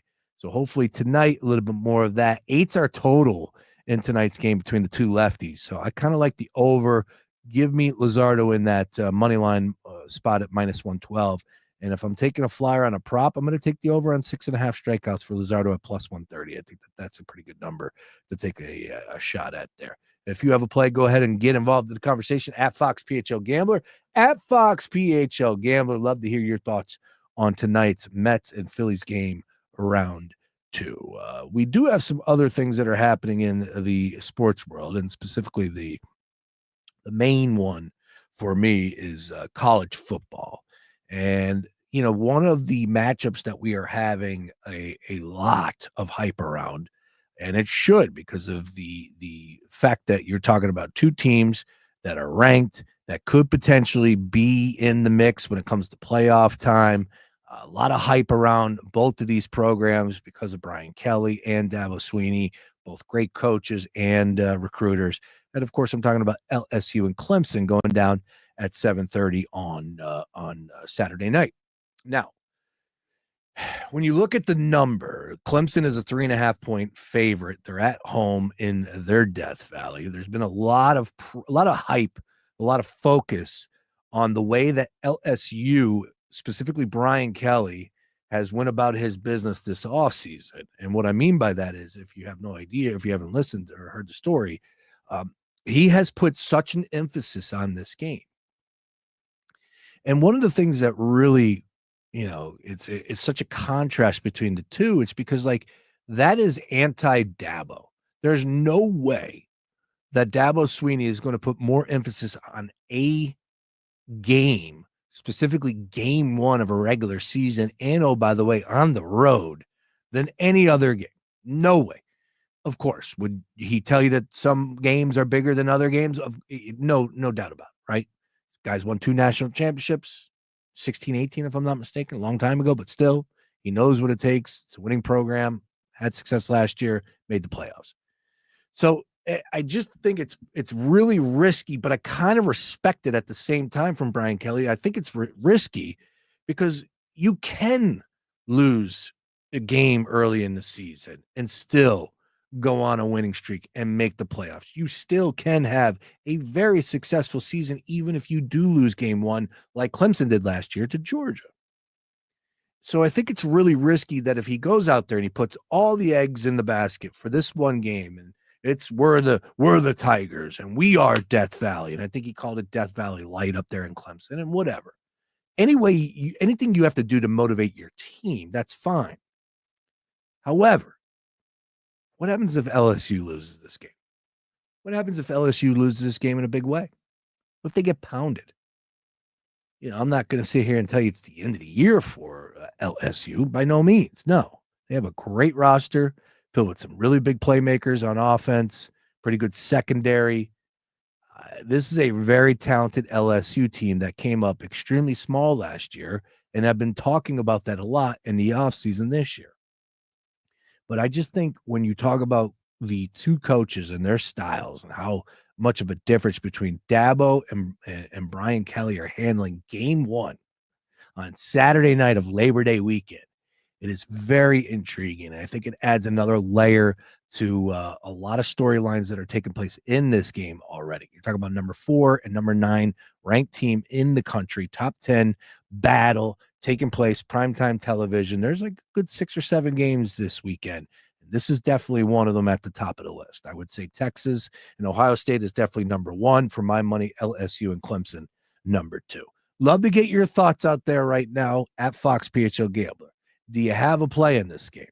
Are you looking at possibly taking the money line with LSU plus 150? How shocked would you be if LSU went into Clemson and won this game outright? Because I do believe that if you're going to take LSU plus the points, you better have that money line as well at plus 150. This is one of those games that the dog can absolutely win here. So why not take a little flyer on the fact that this is a decent money line at plus 150, and it would not be too crazy for my money to see LSU win this game. But with that being said, Brian Kelly, a very fiery, emotional head coach, right? We've seen him punch the table. We've seen a lot of stuff come from him on the sideline, yelling at people, screaming at people. I'm a Brian Kelly fan. I'm also a Dabo guy too as well. I just think, man, you're really, really, really changing up an approach, and maybe that's going to pay off for him here as far as a week 1 game against Clemson, a tough opponent on the road in South Carolina at 3.5 point spread. Again, 57.5 is our total on that one. How you feeling about the total? You think we're going to see a ton of points in that one? Love to get your thoughts as far as that game is concerned. Now, with that being said, over on VSiN, Vegas Sports and Information Network, there is a gentleman by the name of Steve Mackin who does a great job. I think they were calling him the analytics guru. Thought did I stumble across that the right way? I want to say that was what they're calling him now, the analytics guru, which I think, hey, man, this dude, he is really good at what he does. And where he goes is he'll look at the betting systems, the trends. Now, I'm not a guy that will blindly follow these trends. However, when you tell me that you have a trend that since college football 2013 has gone 16-0 straight up and 15-1 ATS, which is good for 93.8% if you're keeping score at home. Yeah, I'm definitely intrigued. I'm very interested as far as that is concerned. Now, how many points are too many is the question that we have to ask. And it's one of those deals where, of course, something like that, where are we going? This is like the ultimate mismatch type of game. And all in all, well, what do we got to be given? 40 points here? Could be. But 16-0 is 16-0. Steve Mackin, the VSiN analytics guru, said that in his week 1 betting system that he loves, huge favorites over the years, 37.5 points or more, have been automatic in FBS versus FBS matchups in the opening weekend. I think he meant FCS in that one. So, and you know where we're going with that. The Georgia States, the Nevadas, the Villanova, right? That can even apply to this. He said there are 5 games with massive lines for this year in week 1, 3 officially qualifying at this point. That is significantly more than average, considering there have only been 16 in 12 seasons, which is interesting. So the 3 currently right now that fall into the category of 37.5 points or more are Ole Miss versus Georgia State. That's on the nail at 37.5. Georgia 39.5 versus Marshall, and Penn State 44.5 versus Nevada. The other two to watch up at the kickoff is Michigan and New Mexico, which is 36.5, and USC versus Missouri State at 35.5. Penn State is definitely one that I would not mind dabbling in. I just think that defense is going to be unbelievable, flying all over the place, and will limit any points being scored that day. Now, can the offense live up to the hype? Are they going to be taking some shots downfield with the new wide receivers out there? Or are they going to continue to run the football, and Nevada's not going to have an answer for it? Nevada, you name it, whatever. Intriguing, but that is the bigger number out of the three at 44.5. Georgia, again, for my money, I got them winning the SEC this year. I think that we're going to see some anarchy, but I think Georgia comes out on top. Not a lot of conversation about them in the offseason. There seems to be a little bit more hype around Alabama from some people out there, the talking heads in the world. So I'm looking at Georgia. Marshall, 39.5-point favorites there. Ole Miss, got to replace the quarterback. You know that Lane's got that offense humming, ready to go. I was trying to find the reason for Ole Miss this year in the conference, but I felt like they were missing a few pieces from last season. It's going to be tough to replace, but 37.5 versus Georgia State.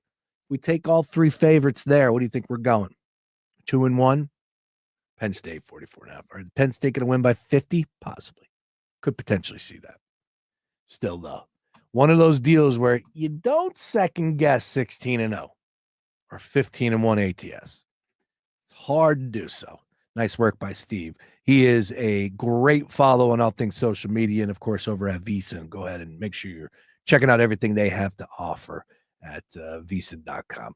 All right, Daily Ticket rolling on here. Other side, back over to the NFL. Again, it's cut day. Some of the big names that are out there, I want to hit on that.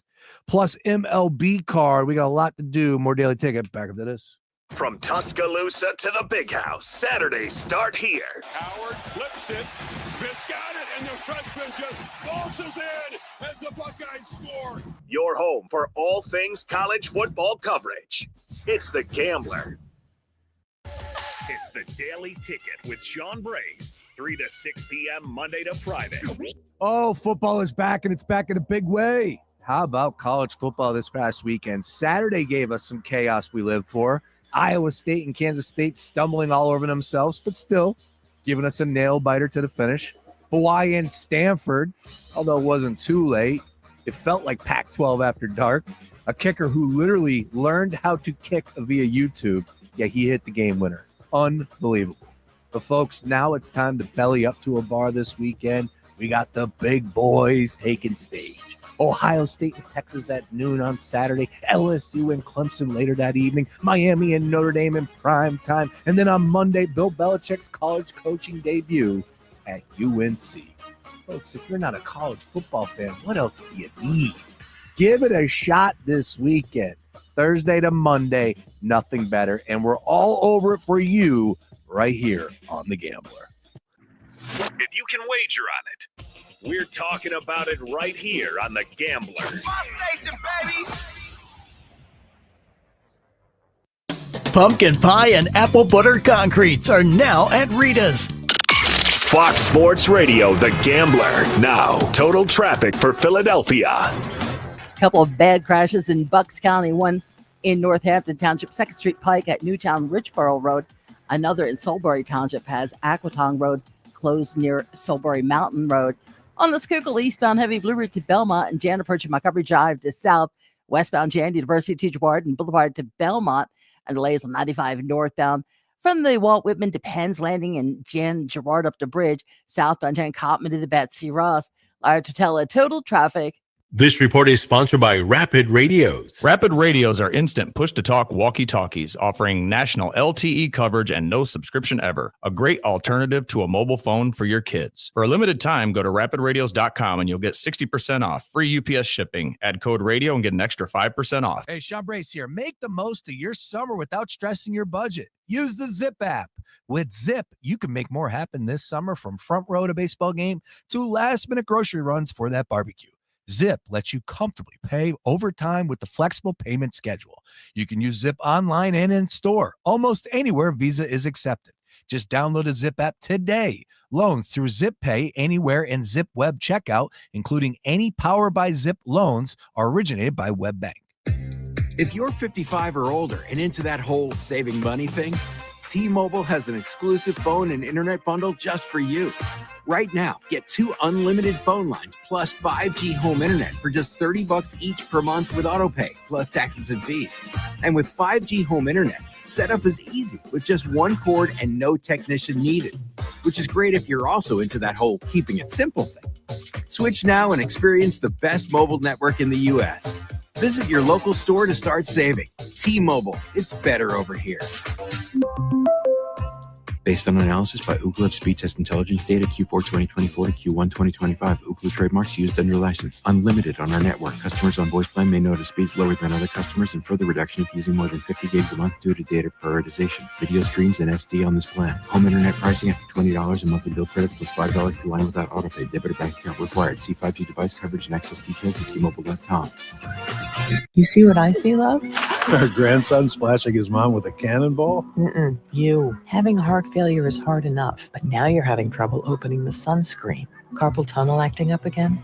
Yep, and there are my stomach issues. And how tired I am. I could use a nap. Let's take a dip, and then we're calling your cardiologist to see what's going on, okay?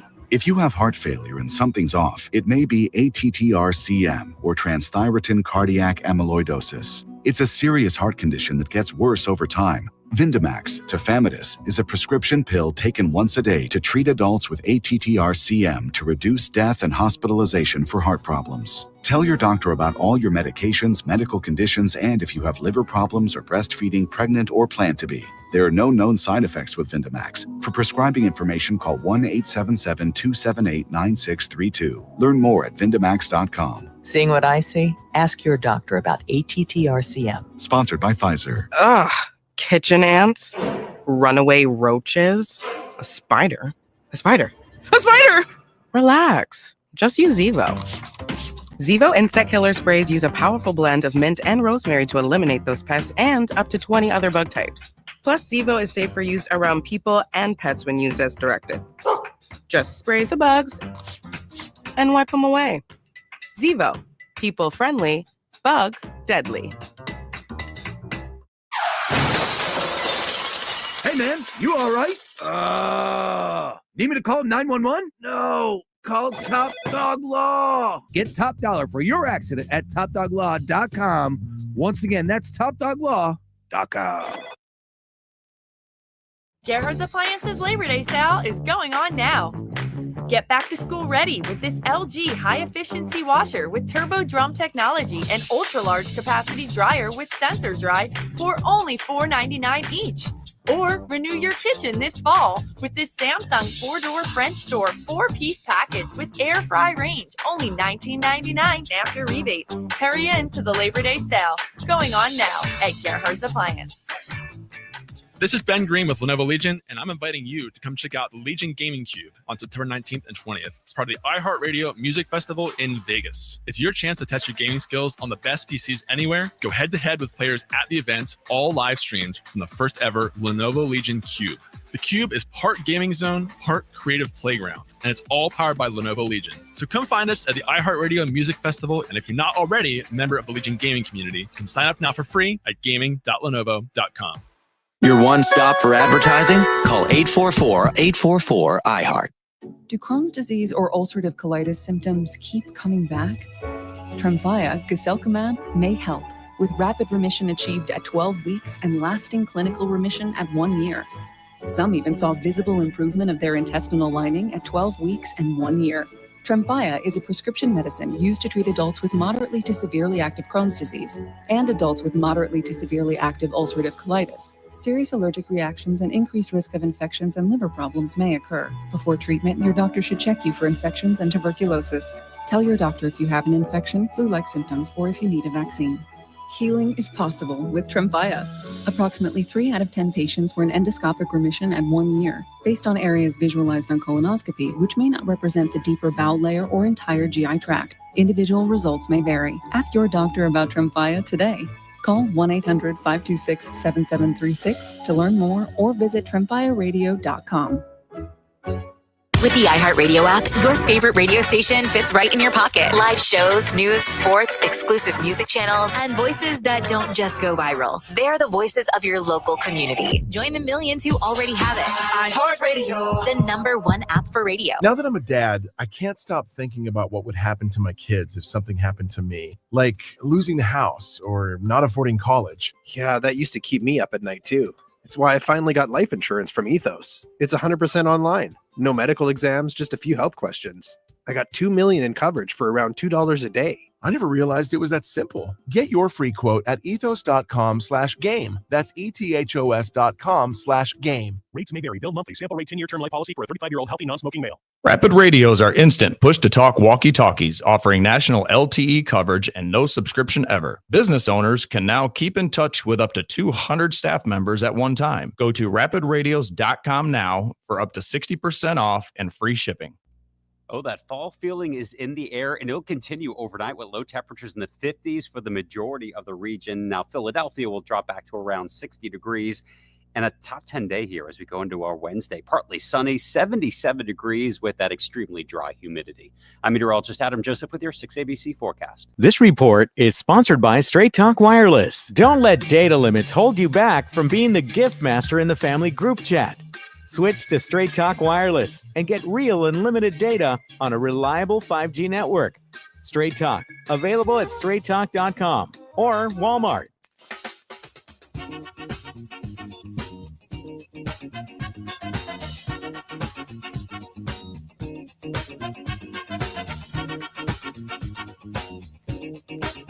Coming on home stretch, Daily Ticket with you here on a Tuesday. A lot going on. Phillies Mets round 2. Got to find a way to win a game up at Citi Field. 0-4 versus the New York Mets this season.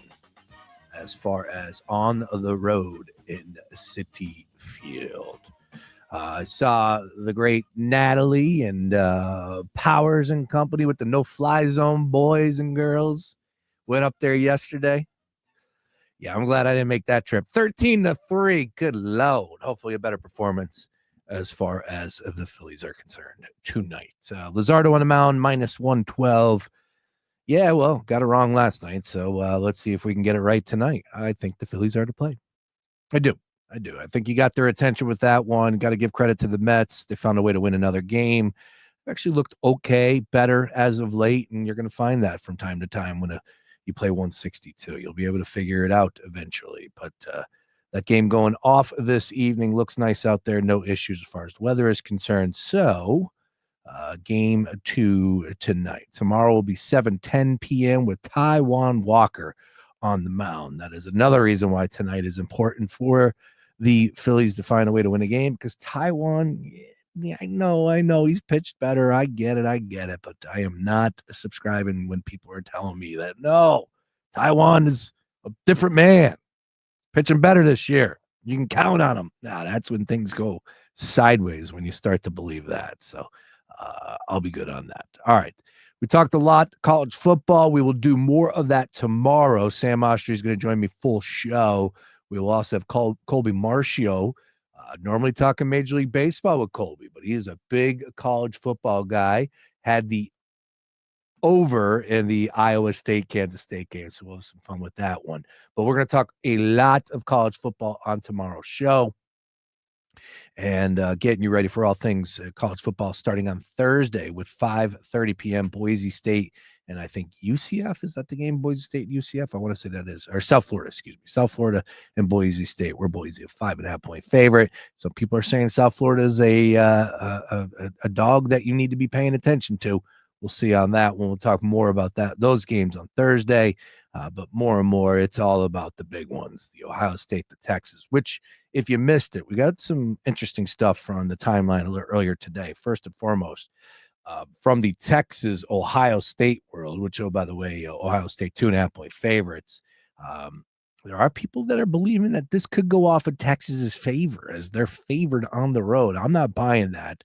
However, there are people out there that I do respect. They're saying that the number could move that much. I think we're going to see somewhere around the line 1.5, 2. I don't see Ohio State being an underdog in that game, but money could be coming in on Arch, and Who knows if that is the reason, but people obviously do believe that Texas can go in and find a way to win that game. The quote that I'm trying to find here we go. Arch Manning, when he was asked earlier yesterday about having the target on the back from Texas' perspective, he said, quote, I think we kind of try to shift the narrative. We're going for everyone else. The target's not on our back. We have a red dot on everyone else. Close quote. Yeah. Arch. Off and running. Eli never said anything like that. Peyton sure as hell never said anything like that. And I understand those are uncles to Arch, but you got to love it, man. That's the juice. That's the college football juice right there that will get you all fired up, get you all hot and bothered as far as Ohio State, Texas kicking off at noon on Saturday. Also from the timeline, oh, it's nice to see the kids. The kids. How old's Travis Kelce? I don't even know how old these guys are. Kelce, if I had to guess, I was going to say 34. He's 35. How old's Taylor Swift? Taylor Swift. She's 35. Oh, look at that. Look at that. Oh, when you Google it, confetti comes down on her name as they announced that they are engaged today. Taylor Swift and Travis Kelce. She tweeted or she posted on Instagram, your English teacher and your gym teacher are getting married. I don't know what that means. Net worth $1.6 billion. Whew. She's a force, man. She's an absolute force. And I like Taylor Swift. I don't like her. I don't listen to her music. I think she's got a couple good songs. Don't get me wrong.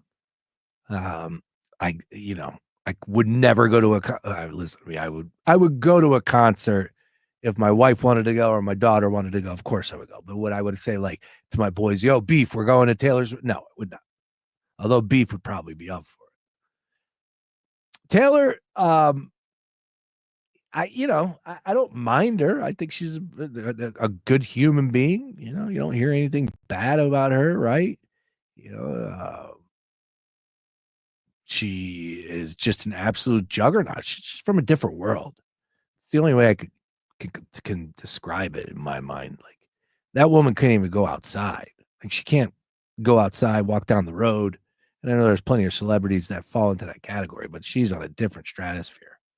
That, like, if people find out she's somewhere, they'll make a phone call, they'll put a post up, and next thing you know, there's 2,000, 5,000 people outside the restaurant. Like, that's the type of effect she has. And it's absurd, but that's her life, man. And she built it up for herself. So that's why I do respect Taylor Swift. She hit the ground running at an early age. But, Travis liked something about her and found a way to get her. And next thing you know, here we are. They're engaged before the season. I don't know. Like, I see that there was the DraftKings tweeted out that there was a ton of money coming in on Travis Kelce, same game parlays, and of course touchdown props. I wouldn't go that far, and I don't think like all of a sudden in week 1 in Brazil, Travis Kelce is going to have a touchdown, caught because of he's got this breaking news. I do think the Chiefs get the Chargers. I do think that Travis Kelce is going to have a better year this year. I think he even said as such. So I did draft Kelce on my one draft or my one fantasy team that nobody cares about. But, when you want to go place money on him now to have a touchdown, no, this isn't like somebody died and Nick Castellanos going to hit a home run. No, look, he got engaged. Good for them. I don't know what it does to free his mind. Travis Kelce seems pretty mentally stable when it comes to that world, so I don't think it changes anything. It's just another fact in his life. Good for him. How long were they together? That's the question. 35. I've been married since 2017. I think I got like engaged right around that. No, I was like 37 when I got engaged. But that's the way to do it. Kids, if I could give you one piece of advice, don't get married. Don't have kids until you're plus 30. You just enjoy it. Be out there. Live a little bit. Stay out late. Party as much as you can. Have a lot of fun. Meet a lot of people. Travel as much as you can. don't get married, don't have a child till you're 30 plus. So 35 across the board for both of them. I give them thumbs up. I give them the seal of approval on that one, as if that means anything. All right, fun show today. I promise you this. Tomorrow will be even better because we are locked and loaded with guests, and we got a lot to discuss in the world of college football. I am so excited for this Thursday to Monday card, and we're going to hit on it all tomorrow. So here's the deal. Tell a friend you like some college football, you're looking for some winners. We're going to hit on all the big games and then some. There are a ton to get to. Trust me when I tell you, we are on it tomorrow. Guests will be joining us throughout the course of the day. Sam Ostry in studio. I'm trying to lock up beef. If not, I know we're going to have a Football is King coming your way. I'll be back on the Daily Ticket Thursday. No show for me on Friday as we ride off into the sunset for Labor Day weekend. I figured I'd squeeze one more Friday in before, of course, the Eagles get going. And that's all she wrote. Football Fridays will be on from that following Friday, first week of September, until we crown a champion as far as in February. Where's the Super Bowl at this year? I should know that. Super Bowl.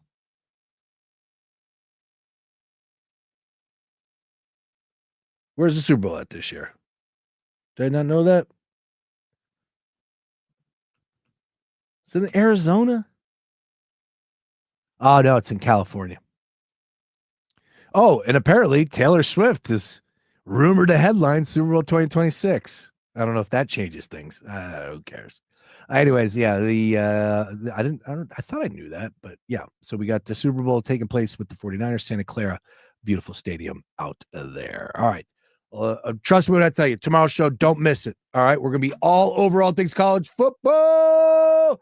Daily Ticket. On the other side, here's the deal. Kyle Fisher joined me a little earlier. We talked a ton about the Phillies. I want to bring that back. Of course, the Romano stuff. What's the big issue? Why is he continued to be used? And I know that he is now on the IL. What type of change are we going to see now as far as the rotation with the bullpen? We'll talk a little bit more from the batter's perspective as well. Who does Kyle Fisher expect to get going? And when it comes to the Mets, why are the Phillies struggling on the road at Citi Field? We talk all that and more. Don't go to more after this. Fox Sports Radio, The Gambler. Now, total traffic for Philadelphia.